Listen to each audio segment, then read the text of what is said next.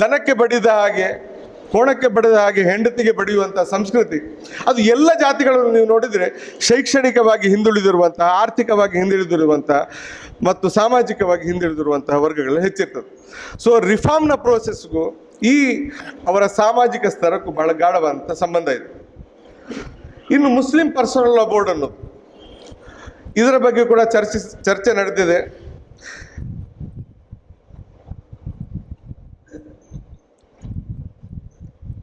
ಎಲ್ಲರೂ ಸೇರಿ ಈ all India Muslim personal law board ಅನ್ನುವ ಬೋರ್ಡ್ನ ಆ ಸಂಸ್ಥೆಗೆ ಹಿಡಿಶಾಪ ಹಾಕ್ತಾ ಇದ್ದಾರೆ.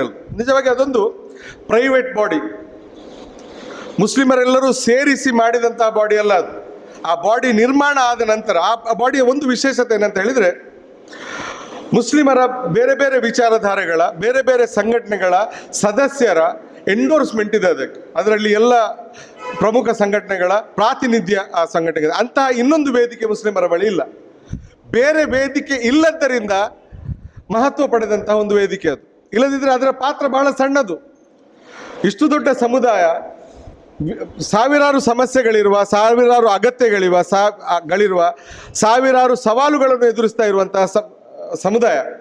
ಈ ಸಮುದಾಯವನ್ನು ರೆಪ್ರೆಸೆಂಟ್ ಮಾಡಲಿಕ್ಕೆ ಇರುವಂತಹ ಬಾಡಿ ಅದು ಕೇವಲ ಪರ್ಸನಲ್ ಲಾಗೆ ಸಂಬಂಧಿಸಿದಂತೆ ಉಂಟಾದ ಬಾಡಿ ಅದು. ಇದು ಮುಸ್ಲಿಮರು ಎಷ್ಟು ಅಸಂಘಟಿತರಾಗಿದ್ದಾರೆ ಅನ್ನುವುದಕ್ಕೆ ಪುರಾವೆ. ಇನ್ನು ಮುಸ್ಲಿಂ ಪರ್ಸನಲ್ ಲಾ ಬೋರ್ಡ್ ಇವರು ಮನಸ್ಸು ಮಾಡಿದರೆ ಮುಸ್ಲಿಮರ ಆಂತರಿಕ ಸಮಸ್ಯೆಗಳನ್ನು ಬಗೆಹರಿಸಲಿಕ್ಕೆ ಅವರಿಗೆ ಸಾಧ್ಯ ಇದೆ. ಬೇರೆ ಯಾವುದಾದ್ರೂ ಪಕ್ಷದವರು ಪ್ರಯತ್ನಿಸಿದರೆ ಅದು ಒಂದು ಪಕ್ಷದ ಪ್ರಯತ್ನ ಆಗ್ತದೆ. ಆದರೆ ಮುಸ್ಲಿಂ ಪರ್ಸನಲ್ ಲಾ ಬೋರ್ಡ್ನವರು ಮನಸ್ಸು ಮಾಡಿದರೆ ಈ ತಲಾಕ್ನಂತಹ ಸಮಸ್ಯೆಗಳ ವಿಷಯದಲ್ಲಿ ಸಮಾಜದಲ್ಲಿ ಜಾಗೃತಿ ಮೂಡಿಸುವಂತಹ ಮತ್ತು ತಲಾಕ್ನ ಹಕ್ಕಿನ ದುರುಪಯೋಗವನ್ನು ತಡೆಯುವಂತಹ ಸಾಮರ್ಥ್ಯ ಖಂಡಿತವಾಗಿ ಮುಸ್ಲಿಂ ಪರ್ಸನಲ್ ಲಾ ಬೋರ್ಡ್ಗೆ ಇದೆ. ದುರದೃಷ್ಟವಶಾತ್ ಕಳೆದ ಎಷ್ಟೋ ವರ್ಷಗಳ ಅವಧಿಯಲ್ಲಿ ಅವರು ನಡೆಸಬೇಕಿತ್ತು, ಕ್ಯಾಂಪೇನ್ ನಡೆಸಬೇಕಿತ್ತು ಮಸೀದಿಗಳ ಮೂಲಕ, ಮದ್ರಸಾಗಳ ಮೂಲಕ. ಅಂಥದ್ದನ್ನು ಅವ್ರು ನಡೆಸಲಿಲ್ಲ. ಇನ್ನಾದರೂ ಅವ್ರು ನಡೆಸ್ತಾರೆ ಅಂತ ನಾನು ಹಾರೈಸ್ತೇನೆ. ಇನ್ನು ತಲಾಕ್ಗೆ, ಬಾಟಮ್ ಲೈನ್ಗೆ, ತಲಾಕ್ಗೆ ಬರೋಣ.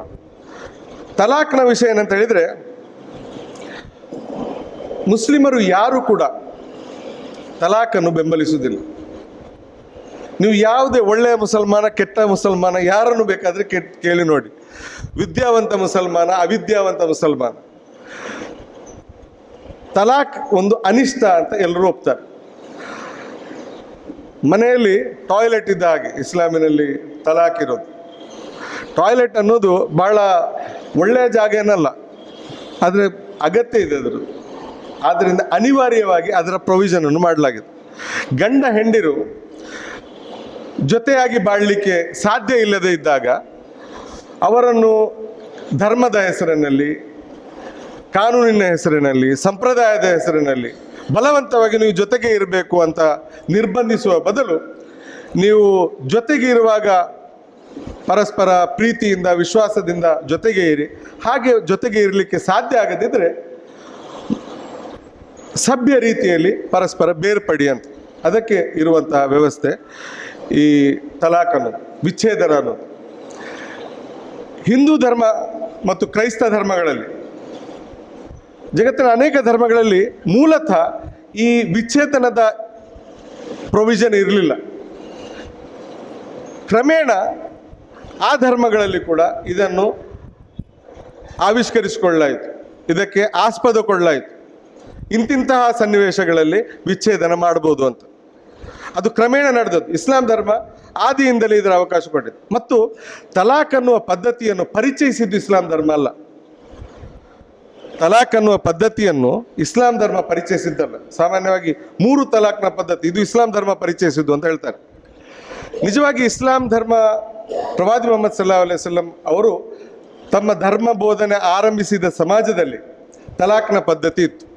ಮತ್ತು ಅದು 3 ತಲಾಕ್ನ ಸ್ವರೂಪದಲ್ಲಿರಲಿಲ್ಲ, ಅದು 100 ತಲಾಕ್ ಮತ್ತು 1000 ತಲಾಕ್ಗಳ ರೂಪದಲ್ಲಿತ್ತು.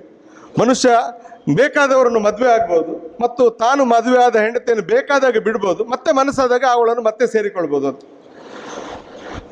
ಒಬ್ಬನೇ ವ್ಯಕ್ತಿ ತನ್ನ ಒಬ್ಬ ಹೆಂಡತಿಗೆ 10 ಬಾರಿ 20 ಬಾರಿ ತಲಾಕ್ ಅಂತ ಹೇಳಿ ಕಳಿಸೋದು, ಮತ್ತೆ ಅವರನ್ನು ಕರೆಸೋದು, ಮತ್ತೆ ಅವಳನ್ನು ಸೇರೋದು, ಈ ಸಂಪ್ರದಾಯದ ಸಮಾಜ. ಆ ಸಮಾಜದಲ್ಲಿ ಈ ಅನಿಷ್ಟವನ್ನು ರೆಗ್ಯುಲೇಟ್ ಮಾಡಲಿಕ್ಕಾಗಿ ಈ 3 ತಲಾಕ್ನ ಸಂಪ್ರದಾಯವನ್ನು ಹೆಚ್ಚೆಂದರೆ 3 ಅಂತ, ಹೆಚ್ಚೆಂದರೆ 3, ಮತ್ತು ಯಾವುದೇ ಒಂದು ನಿಯಮ ಅದಕ್ಕೊಂದು ಹಿನ್ನೆಲೆ ಇರ್ತದೆ. ಇಸ್ಲಾಂ ಧರ್ಮದಲ್ಲಿ ಈ ನಿಯಮ ಬಂದ ಹಿನ್ನೆಲೆಯನ್ನು ನೀವು ನೋಡಿದರೆ ಇದು ಮಹಿಳೆಯನ್ನು ದಂಡಿಸಲಿಕ್ಕಾಗಿ ಬಂದಂತಹ ಕಾನೂನಲ್ಲ, ಇದು ಪುರುಷನನ್ನು ದಂಡಿಸಲಿಕ್ಕಾಗಿ ಬಂದಂತಹ ಕಾನೂನು.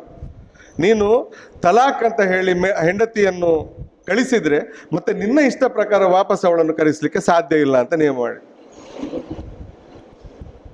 ಅವಳು ಸಹಜವಾಗಿ ಇನ್ನೊಬ್ಬನನ್ನು ಮದುವೆ ಆಗಿ ಅವನು ಸಹಜವಾಗಿ ಅವಳನ್ನು ಬಿಟ್ಟರೆ ಆಗ ಮತ್ತು ಅವಳು ಅಪೇಕ್ಷಿಸಿದರೆ ಅವಳು ನಿನ್ನನ್ನು ಸೇರ್ಬೋದು ಹೊರತು ನೀನು ಮನಸ್ಸು ಬಂದಾಗ ಅವಳನ್ನು ಕಳಿಸೋದು ಮತ್ತೆ ನೀನು ಮನಸ್ಸು ಬಂದಾಗ ಅವಳನ್ನು ತರಿಸೋದು ಇದಕ್ಕೆ ಅವಕಾಶ ಇಲ್ಲ ಅಂತ ತಲಾಕನ್ನು ರೆಗ್ಯುಲೇಟ್ ಮಾಡುವಂತಹ ಸಿಸ್ಟಮನ್ನು ಇಸ್ಲಾಂ ಧರ್ಮ ಪರಿಚಯಿಸಿತು. ಇನ್ನು ಇಸ್ಲಾಮಿ ಸಾಮಾಜಿಕ ವ್ಯವಸ್ಥೆ ಎಲ್ಲಿ ಅನುಷ್ಠಾನದಲ್ಲಿರ್ತದೋ ಅಲ್ಲಿ ತಲಾಕ್ ಆದ ಕೂಡಲೇ ಮಹಿಳೆ ಬೀದಿಗೆ ಬೀಳುವುದಿಲ್ಲ. ಪ್ರಥಮವಾಗಿ ಇಕನಾಮಿಕ್ ಸೆಕ್ಯೂರಿಟಿ ಇರ್ತದೆ ಮಹಿಳೆಗೆ ಮುಸ್ಲಿಂ ಸಮಾಜದಲ್ಲಿ. ನಾವು ಇಸ್ಲಾಮಿನ ಒಂದು ನಟ್ನ ಬಗ್ಗೆ ಚರ್ಚಿಸ್ತಾ ಇರುವುದಿಲ್ಲ. ಒಂದು ನಟ್, ಇಸ್ಲಾಂ ಅನ್ನೋದು ಒಂದು ದೊಡ್ಡ ಯಂತ್ರ. ಅದು ಆ ಒಂದು ದೊಡ್ಡದ ಯಂತ್ರದ ಒಂದು ನಟ್ಟನ್ನು ಆ ಯಂತ್ರದಿಂದ ದೂರ ಇಟ್ಟು ಚರ್ಚಿಸಿದರೆ ಆ ನಟ್ ಎಲ್ಲಿಂದ ಬಂತು ಯಾವಾಗ ಬಂತು ಅನ್ನೋದು ಏನೂ ಅರ್ಥ ಆಗುವುದಿಲ್ಲ ನಮಗೆ. ಆ ಇಡೀ ವಾಹನದ ಹಿನ್ನೆಲೆಯಲ್ಲಿ ಆ ನಟ್ಟನ್ನು ನೋಡಬೇಕಾಗ್ತದೆ. ಆ ನಟ್ ಮತ್ತು ಅದರ ಬೋಲ್ಟ್ ಎಲ್ಲಿ ಫಿಕ್ಸ್ ಆಗ್ತದೆ ಅಂತ. ಇಸ್ಲಾಮಿ ವ್ಯವಸ್ಥೆ ಏನಂತ ಹೇಳಿದರೆ ಅಲ್ಲಿ ಮಹಿಳೆಯರಿಗೆ ಧಾರಾಳವಾದಂತಹ ಆರ್ಥಿಕ ಹಕ್ಕುಗಳಿವೆ. ಇಲ್ಲಿ ತೀರಾ ತದ್ವಿರುದ್ಧವಾದಂತಹ ಒಂದು ಸಮಾಜದಲ್ಲಿ ನಾವು ಅದರ ಅನಿಷ್ಟದ ರೂಪವನ್ನು ಮಾತ್ರ ಕಾಣ್ತಾ ಇರೋದು. ಇಲ್ಲಿ ಇರುವಂತಹದ್ದು ಡೌರಿಯ ಪದ್ಧತಿ, ವರದಕ್ಷಿಣೆಯ ಪದ್ಧತಿ. ಇಸ್ಲಾಂ ಧರ್ಮ ಈ ಒಟ್ಟು ವೈವಾಹಿಕ ವ್ಯವಸ್ಥೆಯನ್ನು ಪರಿಚಯಿಸಿದ ಸಮಾಜದಲ್ಲಿ ಇದ್ದದ್ದು ಮಹರ್ನ ಪದ್ಧತಿ, ವಧು ದಕ್ಷಿಣೆಯ ಪದ್ಧತಿ. ಮತ್ತು ವಧು ದಕ್ಷಿಣೆಗೆ ಲಿಮಿಟ್ ಅನ್ನೋದು ಇರಲಿಲ್ಲ, ಎಷ್ಟು ಬೇಕಾದರೂ ಕೇಳ್ಬೋದು. ಈಗಲೂ ಕೂಡ ಇಲ್ಲಿ ನಾವು ಹೆಣ್ಣು ಮಕ್ಕಳ ವಿವಾಹ, ಹೆಣ್ಣು ಮಕ್ಕಳಿಗೆ ಪ್ರಾಯ ಆಗಿದೆ ವಿವಾಹ ಆಗುವುದಿಲ್ಲ ಅಂತ ಈ ಎಲ್ಲ ಸಮಾಜದವರ ಸಮಸ್ಯೆ ಇದೆ. ಎಲ್ಲ ಸಮಾಜಗಳಲ್ಲಿ ಇದೆ. ಪ್ರಾಯ ಆಯಿತು, ಹುಡುಗ ಸರಿಯಾದ ಹುಡುಗ ಸಿಗ್ತಾ ಇಲ್ಲ, ಸಿಕ್ಕಿದ ಹುಡುಗ ಅವನ ಕಡೆಯವರು ತುಂಬ ವರದಕ್ಷಿಣೆ ಕೇಳ್ತಾ ಇದ್ದಾರೆ, ಚಿನ್ನ ಬಂಗಾರ ಎಲ್ಲ ಕೇಳ್ತಾ ಇದ್ದಾರೆ ಅಂತ. ಮುಸ್ಲಿಂ ರಾಷ್ಟ್ರಗಳಲ್ಲಿ, ಮುಸ್ಲಿಂ ಸಮಾಜಗಳಲ್ಲಿ, ವಿಶೇಷವಾಗಿ ಅರಬ್ ಸಮಾಜದಲ್ಲಿ ಇದಕ್ಕೆ ತದ್ವಿರುದ್ಧವಾಗಿದೆ. ನನಗೆ ವೈಯಕ್ತಿಕವಾಗಿ ಸೌದಿ ಅರೇಬಿಯಾದಲ್ಲಿ, ದುಬೈಯಲ್ಲಿ, ಖತಾರ್ನಲ್ಲಿ ಅರಬ್ ಫ್ರೆಂಡ್ಸ್ ಇದ್ದಾರೆ, ಪರಿಚಯಸ್ಥರಿದ್ದಾರೆ. ಪುರುಷರು ವಿವಾಹ ಆಗದೇ ಇರುವವರು. ಯಾಕೆ ವಿವಾಹ ಆಗೋದಿಲ್ಲ ಅಂತದ್ದು, ಎಲ್ಲಿಂದ ವಿವಾಹ ಆಗೋದು, ಕಂಡಪಟ್ಟ ಮಹರ್ ಕೇಳ್ತಾರೆ ಹುಡುಗಿಯರು ಅಂತ. ಆ ವ್ಯವಸ್ಥೆಯ ಭಾಗ ಅದು. ಆಕೆಗೆ ಪ್ರಥಮವಾಗಿ ವಿವಾಹ ಆಗುವಾಗಲೂ ಮಹರ್ ಸಿಗ್ತದೆ ಮತ್ತು ಅವಳನ್ನು ಗಂಡ ಬಿಟ್ಟಾಗ ಆ ಮಹರ್ನಲ್ಲಿ ಒಂದೇ ಚಿಕ್ಕಾಸನ್ನು ಅವಳು ಕೊಡಬೇಕಾಗಿಲ್ಲ. ಇನ್ನೊಂದು ವಿವಾಹ ಆಗುವಾಗ ಮತ್ತೆ ಅವಳಿಗೆ ಮಹರ್ ಸಿಗ್ತದೆ. ಆ ರೀತಿಯ ಇಕನಾಮಿಕಲಿ ಸೆಕ್ಯೂರ್ ಆಗಿರುವಂತಹ ವಾತಾವರಣದಲ್ಲಿ ಇದ್ದ ಪದ್ಧತಿ ಇದು. ಆ ಇಡೀ ವ್ಯವಸ್ಥೆಯನ್ನು ನಾವು ಬದಿಗಿಟ್ಟು ಅದರ ಒಂದು ನಟ್ ಬೋಲ್ಟನ್ನು ಇಲ್ಲಿಗೆ ತಂದು ಫಿಕ್ಸ್ ಮಾಡಿದರೆ ಇಲ್ಲಿ ಅನಾಹುತಗಳು ನಡೆಯುವುದು ಖಂಡಿತ. ಸೊ ಅದನ್ನು ಆ ಹಿನ್ನೆಲೆಯಲ್ಲಿ ಅರ್ಥ ಮಾಡಿಕೊಳ್ಳಿಕ್ಕೆ ನಾವು ಪ್ರಯತ್ನಿಸಬೇಕು. ಇನ್ನು ಮಹಿಳೆಯರ ಹಕ್ಕುಗಳ ಬಗ್ಗೆ ನನಗೆ ಇಲ್ಲಿ ವಾರ್ನಿಂಗ್ ಕೊಟ್ಟಿದ್ದಾರೆ, ಬಂದ್ ಮಾಡಿ ಅಂತ, ಸಮಯ ಆಯಿತು ಅಂತ. ಸೊ ನಾನು ಇಲ್ಲಿಗೆ ನಿಲ್ಲಿಸ್ತಾ ಇದ್ದೇನೆ. ಮುಂದಿನ ವಿಷಯಗಳನ್ನು ನಮ್ಮ ವಿಚಾರ ವಿನಿಮಯದ ಅಥವಾ ಪ್ರಶ್ನೋತ್ತರದ ಅವಧಿಗೆ ಬಿಡ್ತಾ ಇದ್ದೇನೆ. ವಾಖಿರು ದಅವಾನಾ ಅಲ್ಹಮ್ದುಲಿಲ್ಲಾಹಿ ರಬ್ಬಿಲ್ ಆಲಮೀನ್.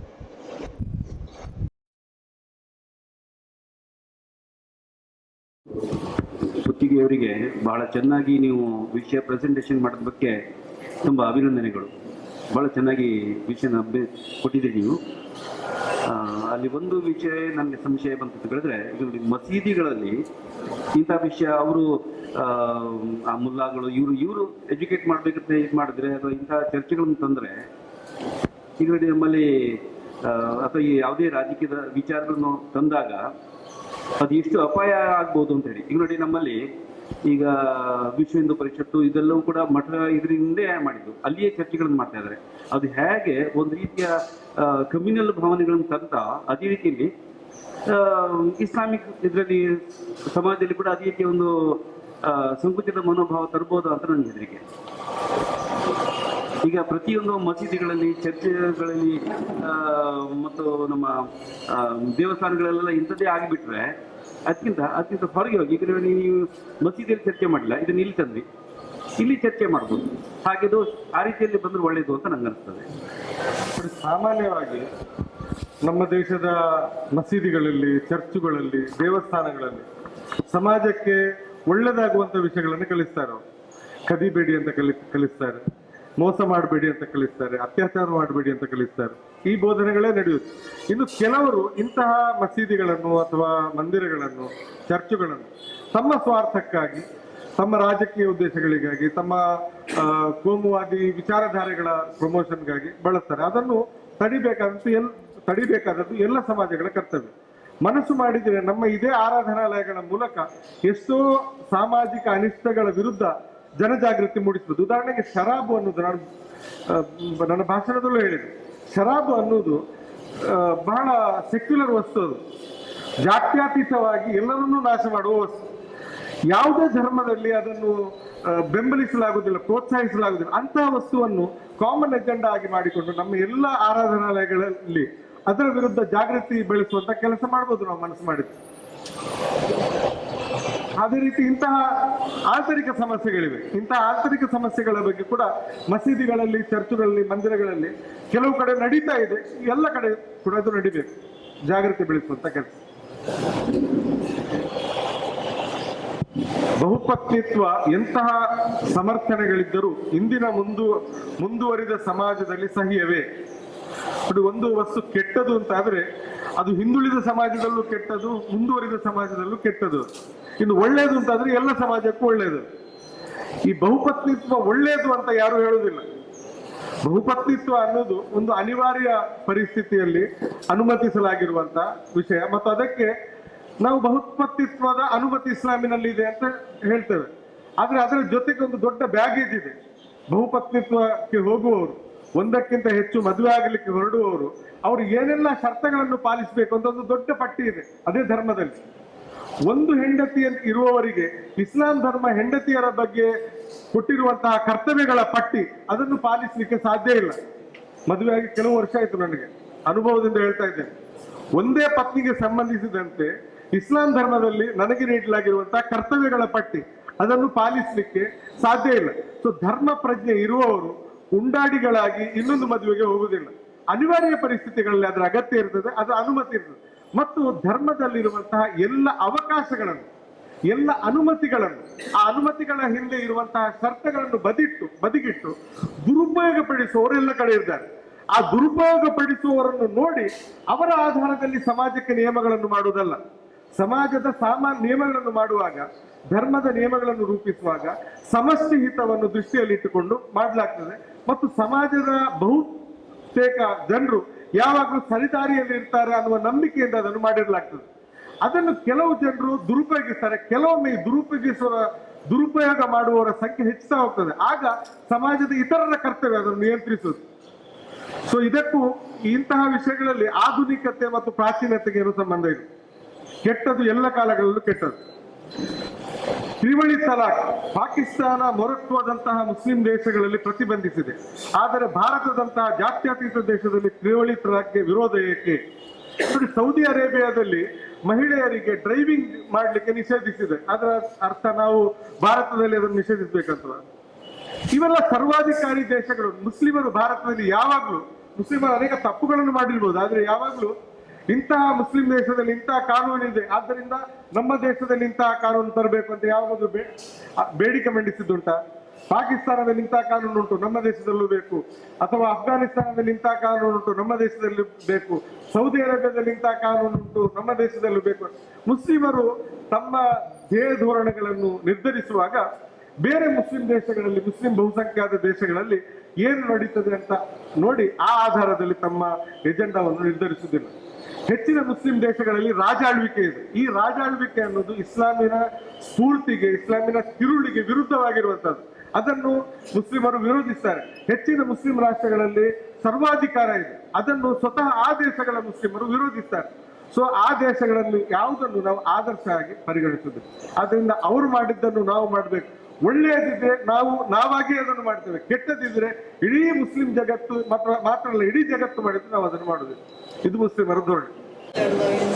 ಕುತ್ತಿಗೆ ಅವರೇ, ನಮ್ಮ ಮಾತುಗಳನ್ನು ಕೇಳುವಾಗ ಬಹಳ ಸಂತೋಷ ಆಯಿತು. ಅನೇಕ ವಿಚಾರಗಳನ್ನು ಸ್ಪಷ್ಟವಾಗಿ ಹೇಳಿದ್ದೀರಿ.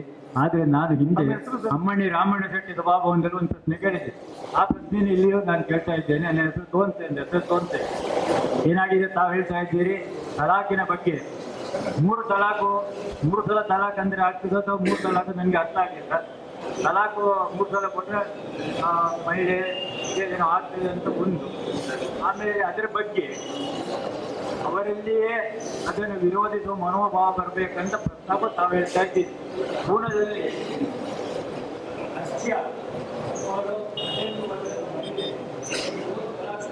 ಕಾಗದದಲ್ಲಿ 3 ತಲಾಕ್ ಕೊಟ್ಟು ಅವರು ಬಹಳಷ್ಟು ದುಃಖಪಟ್ಟಿದ್ದಾರೆ.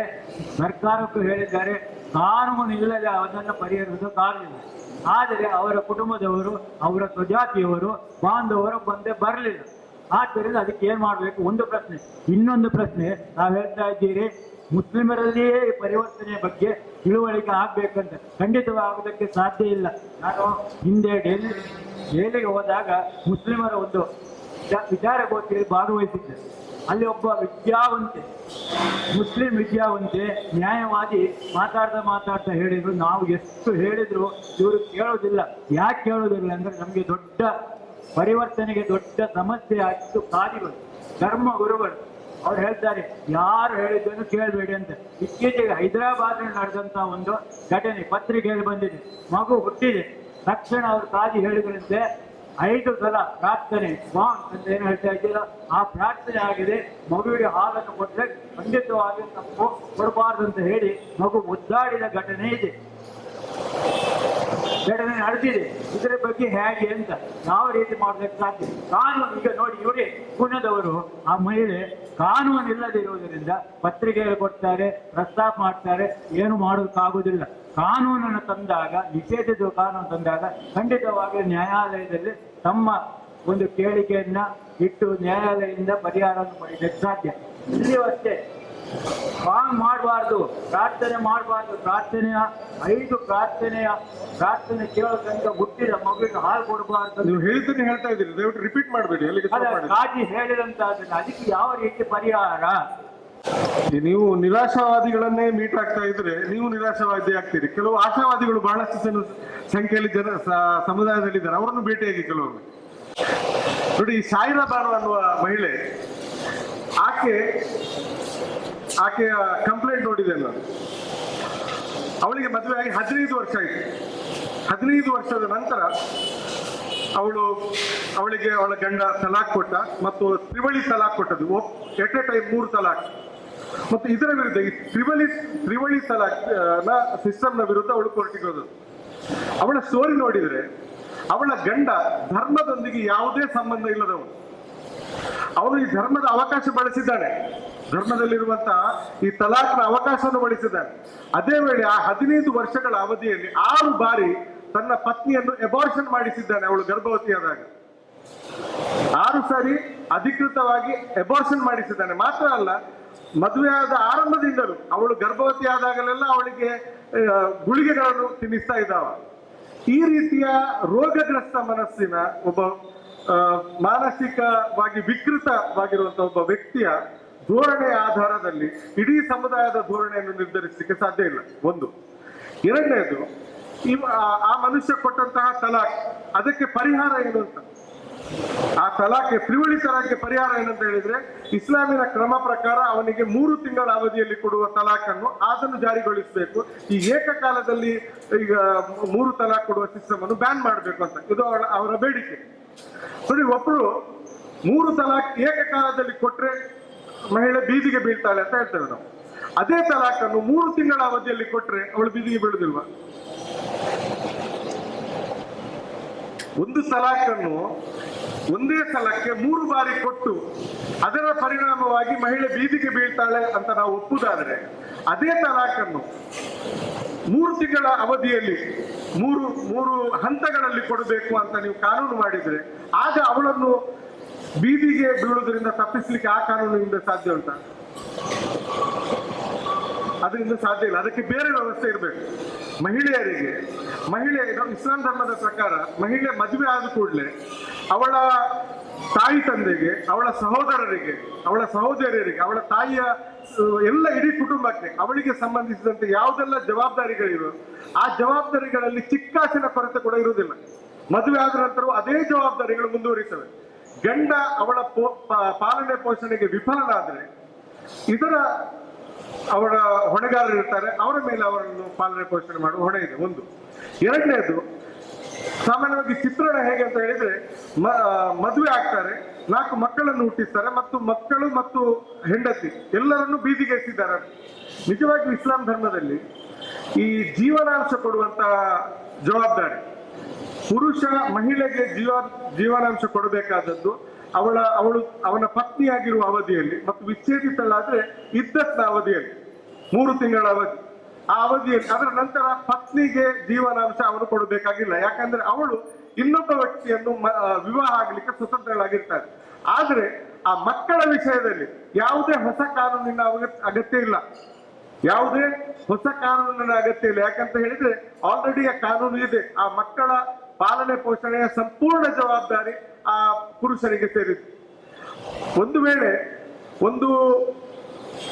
ಒಬ್ಬ ತಾಯಿ ಇದ್ದಾಳೆ, ಅವಳಿಗೆ ಹಾಲು ಕುಡಿಯುವ ಮಗು ಇದೆ, ಆ ಮಗುವಿಗೆ ಆ ಹೆಂಡತಿಗೆ ತಲಾಕ್ ಆದ್ರೆ ಆ ತಾಯಿ ತನ್ನ ಮಗುವಿಗೆ ಹಾಲು ಕುಡಿಸಿದ್ದಕ್ಕೆ ಅದಕ್ಕೆ ಒಂದು ವೇಜ್ ನಿರ್ಧರಿಸಿ ಆ ಗಂಡ ಆ ಪತ್ನಿಗೆ ಪಾವತಿಸಬೇಕು ಅನ್ನುವ ನಿಯಮ ಇದೆ.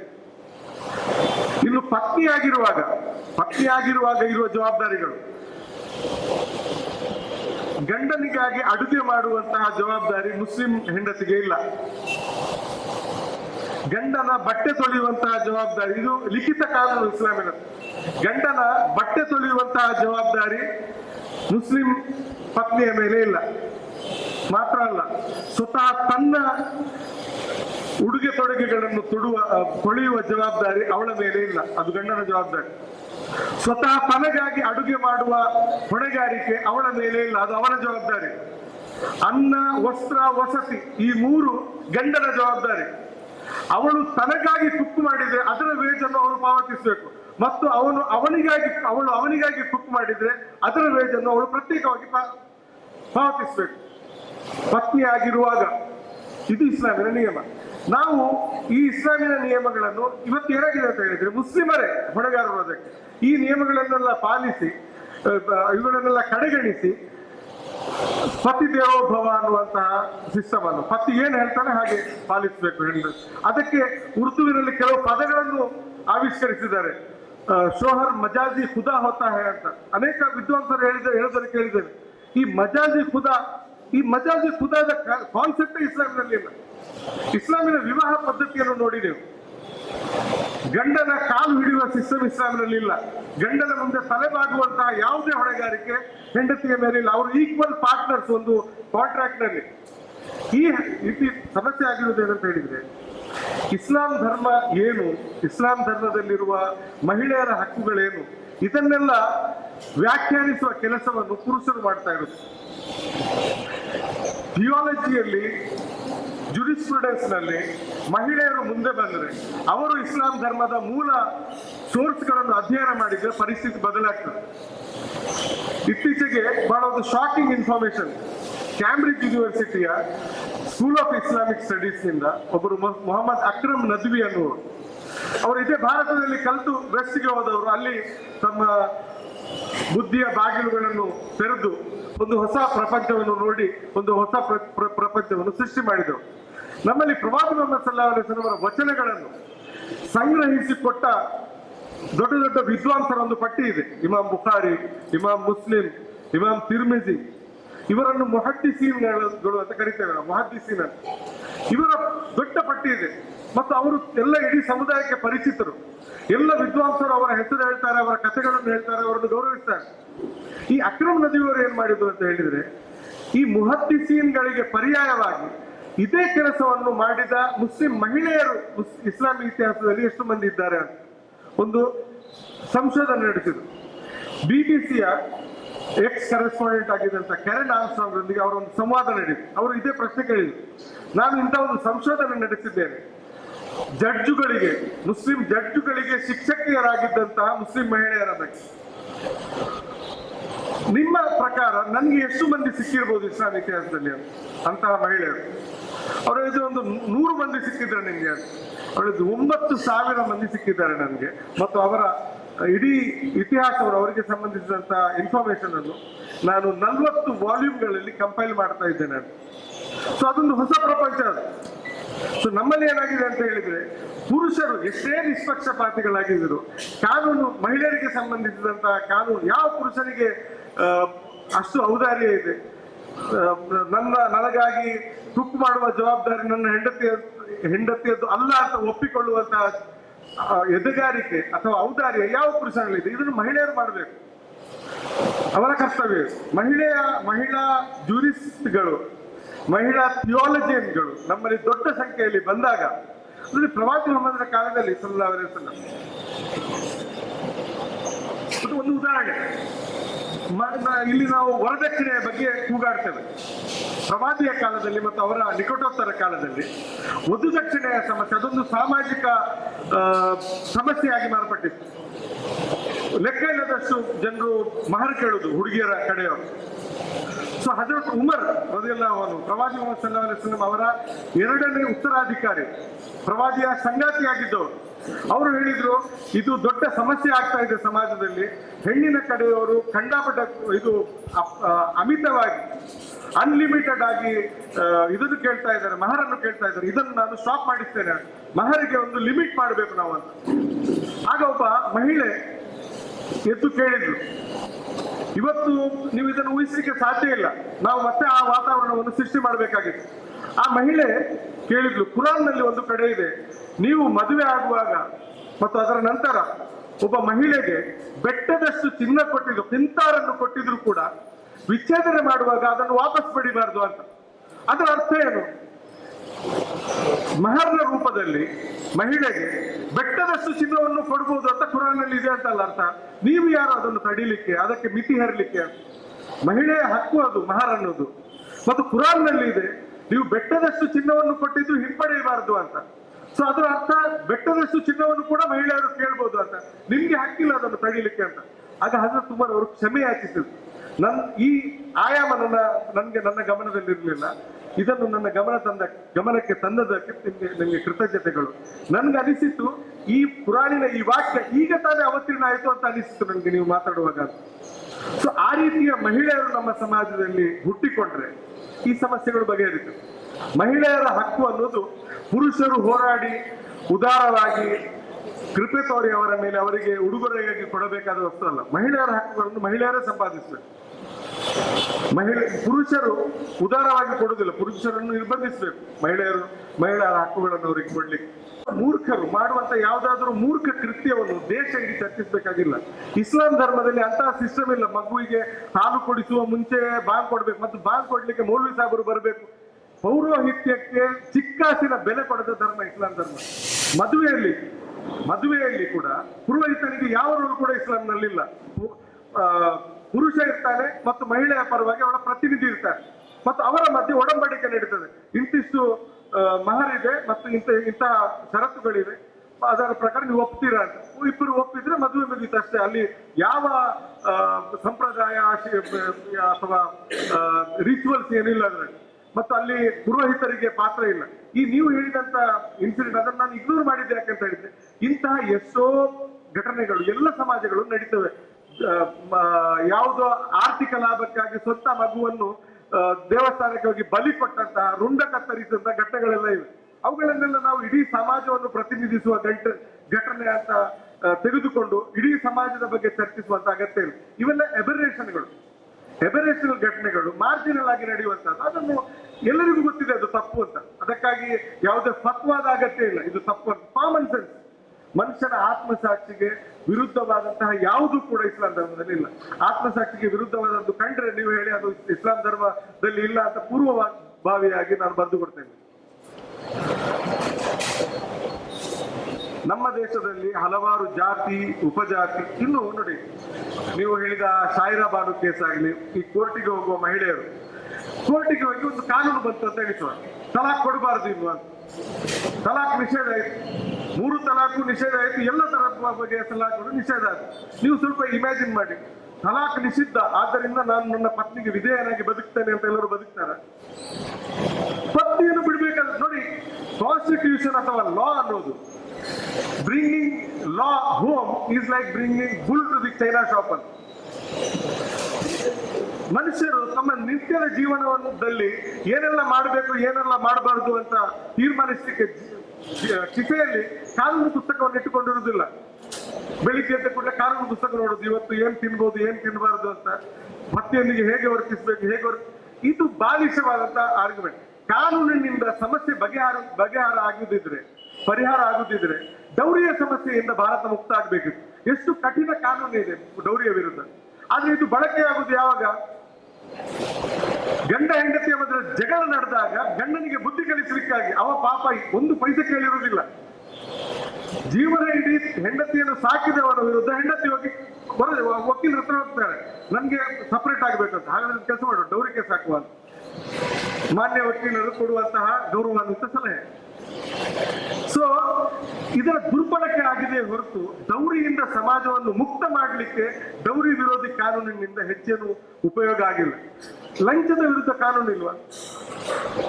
ಲಂಚದ ವಿರುದ್ಧ ಯಾವ ಕಾನೂನಿನಿಂದ ಯಾವ ವ್ಯತ್ಯಾಸ ಆಗಿದೆ? ಲಂಚ 1980ರಲ್ಲಿ ಇದ್ದ ಲಂಚ ಮತ್ತು ಈಗಿನ ಲಂಚಕ್ಕೂ ಇರುವ ವ್ಯತ್ಯಾಸ ಏನು? ಆಗ 500 ನಡೀತಾ ಇತ್ತು, ಈಗ 5,000 ಕೊಡ್ಬೇಕು, ಅಷ್ಟೇ ವ್ಯತ್ಯಾಸ. ಸೊ ಕಾನೂನುಗಳಿಂದ ಸಮಸ್ಯೆ ಬಗೆಹರ ಆಗ್ತದೆ ಅಂತ ಕಾನೂನಿಗಾಗಿ ಇವರು ಸುಮ್ಮನೆ ಟರ್ಬುಲೆನ್ಸ್ ಅನ್ನು ಆಗ್ರಹಿಸ್ತಾರೆ ಹೊರತು ಬದಲಾವಣೆಯನ್ನು ಆಗ್ರಹಿಸುವವರಲ್ಲ. ಕಾನೂನಿಗೆ ತನ್ನದೇ ಆದಂತೆ ಇತಿಮೆಟ್ಟಿಕೊಳ್ಳಿ. ಮತ್ತು ವಿಶೇಷವಾಗಿ ಈ ತಲಾಕ್ ಅನ್ನೋದು ವೈವಾಹಿಕ ವಿಷಯ ಅನ್ನೋದು, ಅದನ್ನು ಇಸ್ಲಾಂ ಧರ್ಮ ಸ್ವಲ್ಪ ಸರಳೀಕರಿಸಿರುವುದು. ಯಾಕಂತ ಹೇಳಿದ್ರೆ, ಪತಿ ಪತ್ನಿಯ ನಡುವಿನ ವಿಷಯಗಳು ಸಾರ್ವಜನಿಕವಾಗಿ ಚರ್ಚಿತವಾಗಬಾರ್ದು ಅನ್ನೋ ಕಾರಣಕ್ಕಾಗಿ. ಕೋರ್ಟಿಗೆ ಬಂದ ಕೂಡಲೇ ಮತ್ತೆ ನ್ಯಾಯ ಧರ್ಮ ಯಾವುದೂ ಇರುವುದಿಲ್ಲ. ಹೇಗಾದ್ರೂ ಮಾಡಿ ಪುರುಷನನ್ನು ತಪ್ಪಿತಸ್ಥ ಅಂತ ಸಾಧಿಸಲಿಕ್ಕೆ ಹೆಣ್ಣಿನವರು ಪ್ರಯತ್ನಿಸ್ತಾರೆ ಮತ್ತು ಹೆಣ್ಣನ್ನು ತಪ್ಪಿತಸ್ಥರು ಅಂತ ಸಾಬೀತು